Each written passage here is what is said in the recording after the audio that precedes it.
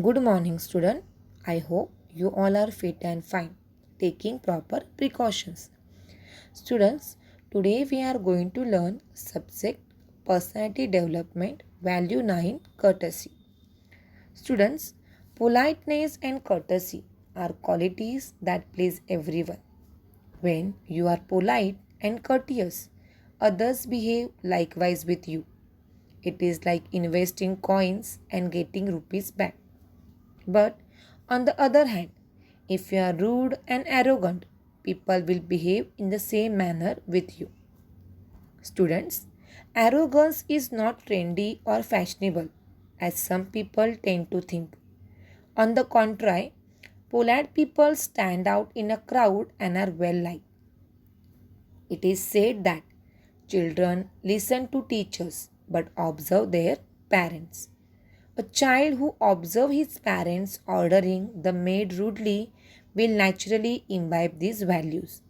So, children, it is of utmost importance to be kind and polite to everyone around you. Make the world miss your presence by the void brought in by your absence. So, my dear students, here we have one story based on the value courtesy, and our story name is A Fine Meal. In the olden days, when the world was one whole land without any boundaries, people were known by the company they kept. Good people were those with the good values and are blessed by the gods. Those people who were ruled by the demons were those who had no values and morals. They fought all the time, were jealous of one another, and had no manners or courtesy towards one another. A little boy who did not know much about this once asked his father, "Father, what is the difference between the gods and the demons?" The father said to the little boy, "Let us invite both the gods and the demons for a meal at our home. You will get your answer by the end of the meal." So saying, the father sent out invitations to both the gods and the demons. On the appointed day, a lavish banquet was laid out, and hundreds of gods and the demons arrived at the house. The demons were an impatient lot, disorganized, rude, greedy, and noisy. They told the host that they wanted nothing less than the royal treatment and therefore wanted to eat the delicacies without any delay, and that the gods would have to eat last.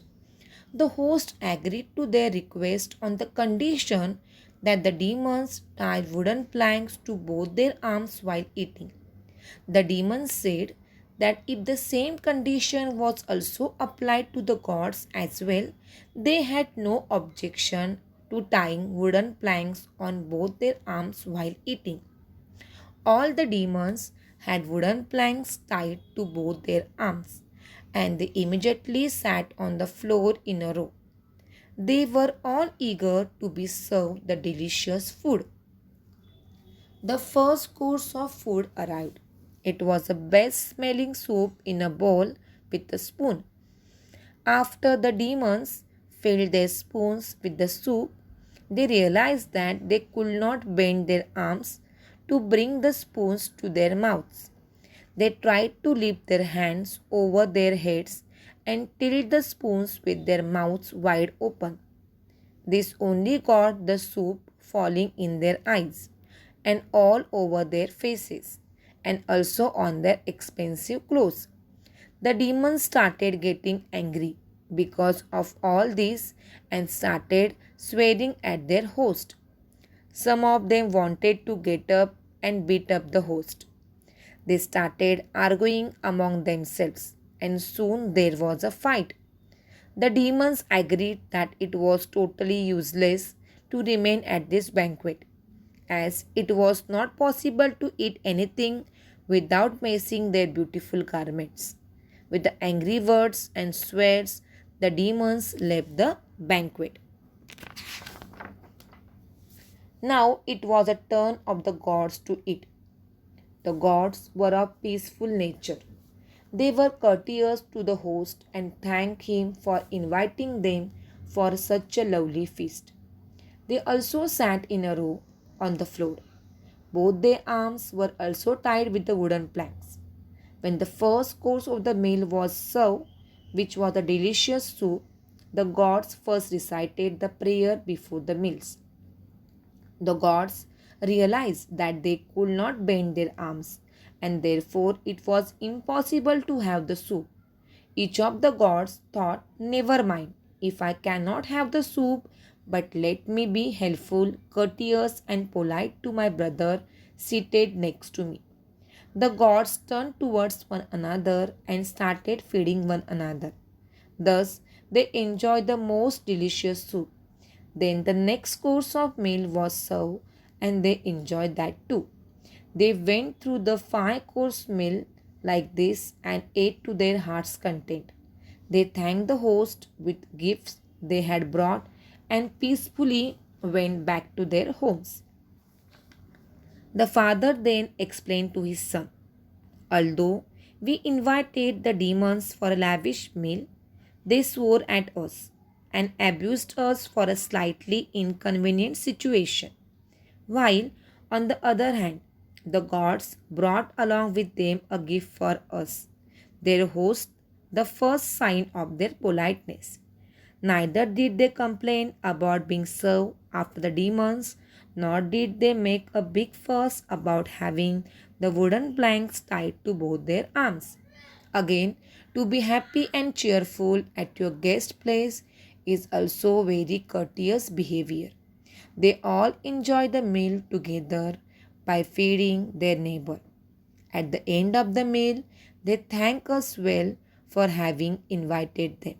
He added, son, the wooden planks were the difficult situations that one faces in life. How we behave in this situation depends on what we want in life.